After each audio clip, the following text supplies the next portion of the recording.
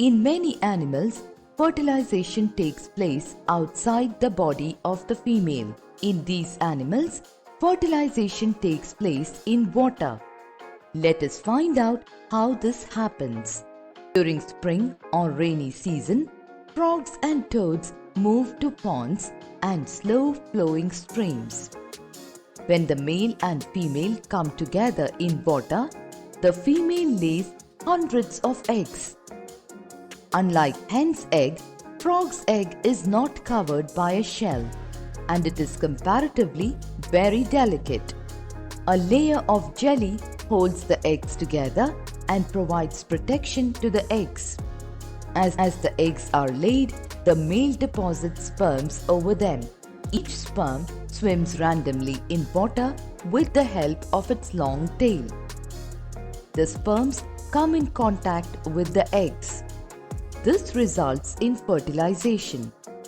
This type of fertilization, in which the fusion of a male and a female gamete takes place outside the body of the female, is called external fertilization.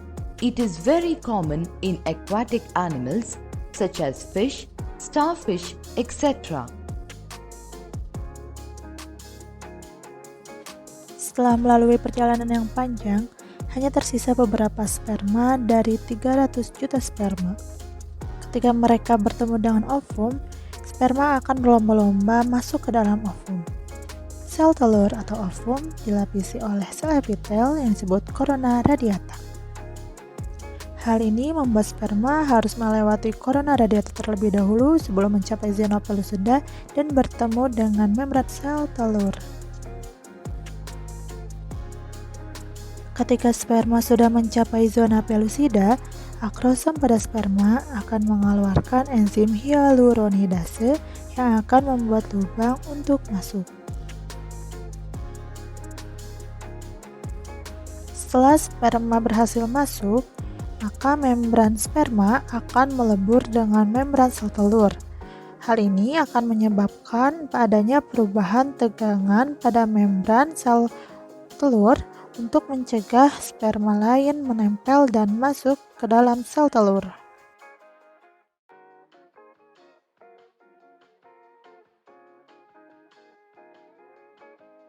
Tidak identik atau fraternal twin.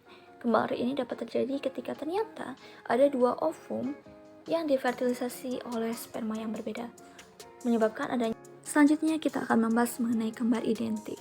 Kembar identik atau monozigotik dapat terjadi ketika setelah satu ovum itu difertilisasi oleh satu sperma dan kemudian berkembang menjadi ke fase blastokista, itu ternyata mengalami pembelahan. Menjadi terbentuknya dua blastokista. Karena berasal dari sel ovum dan sperma yang sama, maka kedua anak ini cenderung akan memiliki karakteristik fisik yang sama pula. Akan tetapi, timing dari pembelahan blastokista akan sangat menentukan pembagian kantung amnion dan juga korion. Semakin di awal membelah, maka kemungkinan besar bagi kembar tersebut untuk terpisah kantung dan sebaliknya.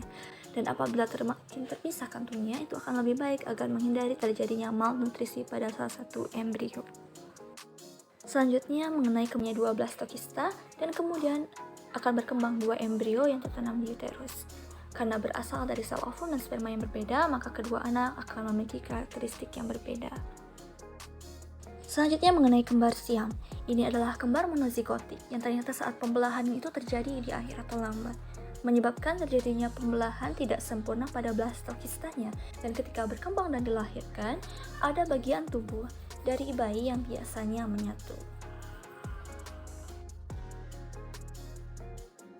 Fetus in fetu merupakan fenomena perkembangan abnormal di mana kembar tidak terpisah sempurna dan salah satu kembar terlihat berkembang di dalam abdomen tubuh kembar yang lainnya, sehingga terlihat seperti ada jaringan yang berbentuk fetus di dalam fetus lainnya. Berikut adalah diagram mengenai kembar monozigotik dan juga dizigotik, atau kembar identik dan juga fraternal. Pada dizigotic twins, terdapat dua sel ovum dan dua sperma yang membuahi dan menghasilkan dua zigot. Sedangkan pada monozigotik, ini bermula dari satu sel ovum yang dibuahi oleh satu sperma, kemudian akan membelah.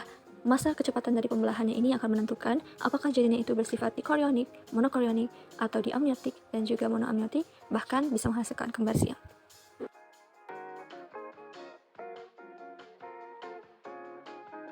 Yang pertama terdapat tipe telur isolesital atau disebut juga tipe telur homolesital. Dalam telur isolesital, jumlah kuning telur itu sedikit dan tersebar tidak seragam pada ooplasma seperti dilihat pada gambar. Contohnya terdapat pada hewan-hewan Echinodermata, Amphioxus, dan juga mamalia. Pada pembelahan embrio tipe telur isolesital dibagi menjadi 4 tipe berdasarkan cara pembelahannya, yakni ada tipe radial, spiral, bilateral, dan juga rotasional. Yang pertama terdapat isolesital tipe radial. Bentuk dari tipikal pembelahan ini selalu simetris dari pembelahan satu hingga seterusnya. Contohnya terdapat pada spesies Phylum Echinodermata, misalnya bulu babi dan juga lainnya. Selanjutnya terdapat pembelahan isolesital tipe spiral. Pembelahan ini merupakan pembelahan embrio yang arahnya spiral. Contohnya terdapat pada beberapa hewan Annelida, Mollusca, dan juga embrio cacing pipih. Pada gambar tersedia contoh pembelahan embrio Mollusca, yakni siput. Selanjutnya di sampingnya terdapat pembelahan isolesital tipe bilateral. Contohnya sendiri terdapat pada Phylum Tunicata. Misalnya pada spesies Palusa nigra. Untuk gambaran lebih jelasnya, cara pembelahannya dapat diamati pada tabel rumus dan animasi yang disediakan. Selanjutnya terdapat pembelahan isolesital tipe rotasional. Pembelahan ini sel merotasi di pembelahan kedua, kemudian lanjut membelah sesuai dengan rumus pembelahan. Contoh hewan yang memiliki tipe pembelahan ini yakni mamalia. Seperti pada gambar yang disediakan, merupakan pembelahan embrio pada manusia.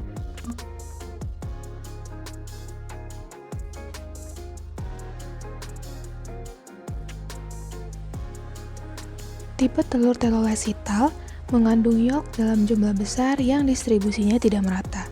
Pada tipe ini, yolk lebih terkonsentrasi pada arah kutub vegetatif. Inti pada tipe telur ini berada di pinggir, namun agak sedikit menuju ke tengah. Contohnya adalah pada amfibi dan juga pada Pisces. Pada pembelahan zigot pertama pada tipe telur telolesital, adalah pembelahan pada sumbu vertikal yang terjadi satu kali atau dapat kita sebut single. Selanjutnya, pembelahan kedua terjadi pada sumbu vertikal yang juga terjadi satu kali. Pembelahan pada tipe telur telolesital berlangsung secara kontinu atau berkelanjutan, di mana pembelahan selanjutnya akan dimulai ketika proses pembelahan sebelumnya telah usai. Pembelahan ketiga pada tipe telur telolesital terjadi secara horizontal atau ekuatorial dan single. Perbedaannya dengan tipe telur isolesital, walaupun arah pembelahannya sama, posisi pembelahan ketiga yaitu pembelahan horizontal pada tipe telur telolesital condong ke arah kutub anima, sehingga pembelahan ini cenderung asimetris. Hal ini dapat terjadi karena persebaran yolk yang tidak merata. Selanjutnya, pembelahan keempat pada tipe telur telolesital terjadi secara vertikal atau meridional sebanyak 2 kali, sehingga disebut double, melewati titik sumbu hitam yang ada pada gambar, yang mana kedua arah pembelahannya akan saling tegak lurus.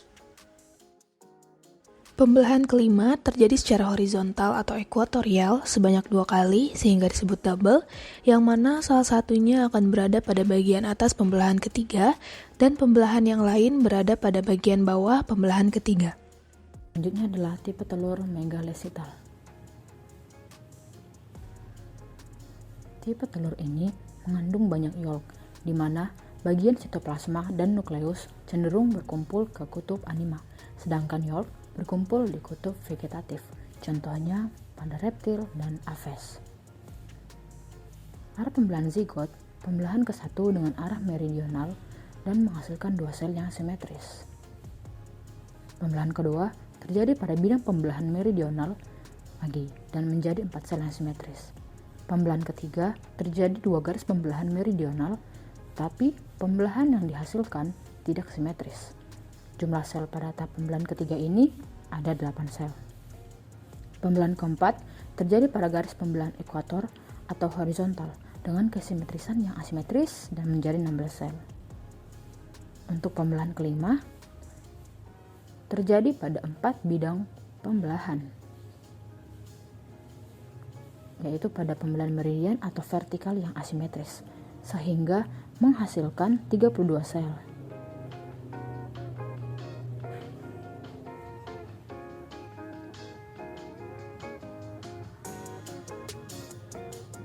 Sehingga dapat disimpulkan bahwa pada pembelahan ini terjadi pembelahan yang parsial, asimetris dengan ketuntasan diskontinu. Karena sebelum satu pembelahan selesai, pembelahan tahap selanjutnya sudah terjadi. Hasil dari pembelahan ini adalah diskoblastula. Selanjutnya, sentrolesital. Tipe telur sentrolesital mengandung banyak yolk, di mana bagian yolk berada mengelilingi nukleus yang berpusat di tengah, contohnya pada insekta dan arthropoda. Pola pembelahannya adalah superficial, yang mana pembelahan hanya terjadi di permukaan saja. Blastula berbentuk bundar hingga silindris, rongga blastulanya tidak ada. Selama berlangsungnya pembelahan zigot, bidang-bidang yang ditempuh selama mitosis secara umum adalah bidang meridian, bidang vertikal, bidang ekuator, dan bidang latitudinal.